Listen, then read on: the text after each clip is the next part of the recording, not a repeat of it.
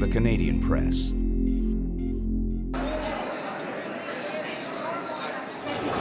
You're welcome. So colorectal cancer is one disease that is preventable, treatable, and beatable. In Canada this year, there'll be over 22,000 Canadians who are diagnosed with the disease and over 9,100 people who will die from it. But it's also 90% preventable and curable if caught in its very early stages. And since hemorrhoids are not the only things that bleed, so it's important to know.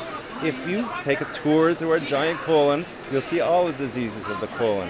And in particular, you'll learn about healthy lifestyles and how this disease can be prevented through diet and exercise, and by doing a simple test. You will be the eyes of a colonoscopy when you come through, and you will see very large polyps, what we call pentaculated polyps, mushroom-like things. And these polyps can be snared off, and that's the whole point. You find the polyp, you take it off, you don't get the cancer. What we advocate for is that all Canadians between the ages of 50 to 74 be screened with a simple fecal occult blood test or a fecal immunochemical test in some other provinces, and those positives go on to a colonoscopy. So it's really a very simple test. Unfortunately, in my own circumstance, I was diagnosed with colorectal cancer at the age of, well, a younger age, at 41.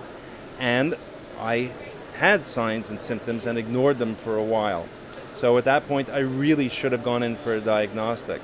And back some almost 15 years ago, there was really not that much to be offered in order to cure the disease.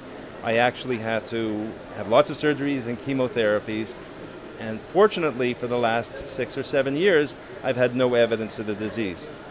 It's hard to believe that over $1 million, all that stress, all that pain, all that suffering could have been avoided by simply removing a polyp before it became cancer.